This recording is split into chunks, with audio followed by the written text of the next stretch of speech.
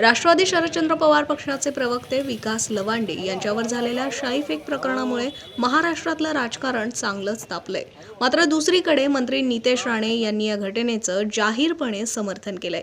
आमच्या साधू संतांवर खालच्या दर्जाची टीका करण्याची हिंमत होत असेल तर असे कार्यक्रम अपेक्षितच आहेत, असं वक्तव्य नितेश राणेंनी केलंय. एवढंच नाही तर ये तो सिर्फ झाकी है, पिक्चर अभी बाकी है, अशा शब्दात राणेंनी इशारा सुद्धा दिलाय. शरद पवार गटाचे प्रवक्ते आहेत विकास लवांडे यांच्यावरती संग्राम भंडारे आणि त्यांच्या सहकार्याने शाईफेक केल्याचा आरोप त्यांनी आज केला. कारण का त्या लवांडेने आमच्या साधू संतांबद्दल, आमच्या हिंदू धर्माच्या महाराजांबद्दल जे काय अपशब्द वापरले, त्या दृष्टिकोनातून हिंदू समाजामध्ये हा राग, ही चीड निर्माण होणं साजेशी आहे.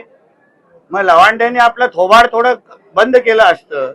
आमच्या हिंदू राष्ट्रामध्ये राहूनच अगर आमच्या साधू संतांवर अगर अशा पद्धतीने कोण खालच्या दर्जाची टीका करण्याची हिंमत होत असेल तर असे कार्यक्रम अपेक्षितच आहेत.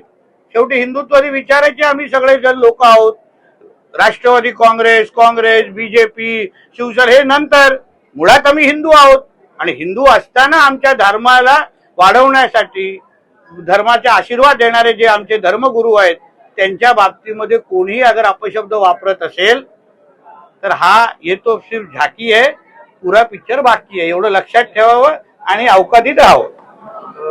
सर, साध्वी प्रज्ञासिंह ठाकूर जे आहेत त्यांनी असे विधान केलंय की हिंदू समाजातील परिवाराने एक नाही तर 5-5 मुलांना जन्माला घालावा आणि त्यातलं एक संन्याशाला घालावं. चुकीची गोष्ट नाही. कारण का शेवटी आपल्या हिंदू राष्ट्राला भक्कम करण्यासाठी जे काही मार्गदर्शन आमच्या हे साधू संत आम्हाला देतात, ते मार्गदर्शन सकारात्मक पद्धतीने घेऊन आपला हिंदू राष्ट्र हा अजून भक्कम कसा होईल त्या दृष्टिकोनातून सगळ्या जणांनी विचार करावा. सर, राज्यात अल्पवयीन मुलींच्या अत्याचार प्रकार सध्या वाढलेले आहेत. आमच्या देवेंद्र फडणवीस साहेबांच्या सरकारच्या अंतर्गत हे जे काही केसेस ज्या होत आहेत त्याला 100% त्याला आमच्या ह्या लहान मुलींवर जे काही अत्याचार, जे काही हे होत आहेत त्याला नियंत्रणात कसं आणणं, यासाठी देवेंद्र फडणवीसजी गृहमंत्री म्हणून, मुख्यमंत्री म्हणून 100% सगळ्या बाजूनी त्यांनी तयारी केलेली आहे. आपल्याला येणारे जे दिसणारे जे आकडे आहेत, येणाऱ्या काळात आपल्याला कुठेच या बाबतीमध्ये उपचार पण करायला लागणार नाही. एवढं सुरक्षिततेची भावना आमच्या महाराष्ट्रामध्ये देवेंद्रजींच्या नेतृत्वात सगळ्या माता भगिनींसाठी निश्चित पद्धतीने तयार होईल. आज हिंदू संमेलन आहे आणि त्याला पुरंदरात तुम्हाला निमंत्रण दिलं.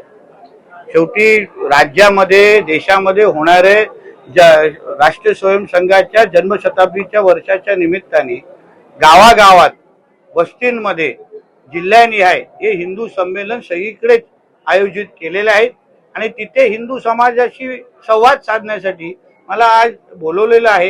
हिंदू समाजाला एकत्र आणणं आणि राष्ट्रीय स्वयंसंघाचा जो काही राष्ट्र निर्माण आणि ते व्यक्ती निर्माणचा जो प्रवास आहे त्या बाबतीमध्ये जास्तीत जास्त माहिती देणं हेच या कार्यक्रमाचं उद्दिष्ट आहे. आणि त्यासाठी मी संध्याकाळी वेळेत त्या कार्यक्रमाला पोहोचणार आहे. सर 10वी-12वीच्या परीक्षेत सातत्याने सिंधुदुर्ग विभाग आणि कोकण विभाग पुढे येत आहे, पण त्यानंतर मात्र काही विशेष प्रयत्न करायला जसं आपल्याला वाटतंय काही नक्की करायला लागतील. आणि म्हणूनच जसं मी माझ्या आताच्या भाषणामध्ये सांगितलं, आमचे हे मुलं मुली विद्यार्थी म्हणून जेव्हा 10वी आणि 12वी मध्ये 100% निकाल आणतात, 95-98% जेव्हा निकाल आणतात, तेव्हा त्यांना आमच्याच कोकणाच्या भूमीमध्ये, आमच्याच सिंधुदुर्गामध्ये राहून त्यांचं करिअर कसं घडवू शकतो ह्या दृष्टिकोनातून आम्ही आज लोकप्रतिनिधी म्हणून, सरकारचे प्रतिनिधी म्हणून आम्ही काम करतोय.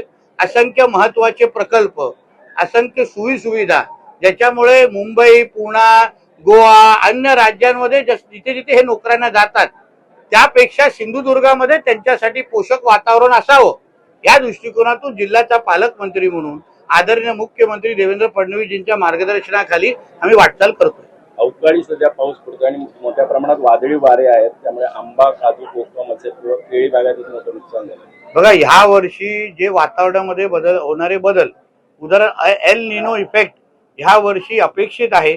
त्याच पद्धतीचे निर्देश आणि काही संदेश आमच्या प्रशासनापर्यंत आलेले आहेत.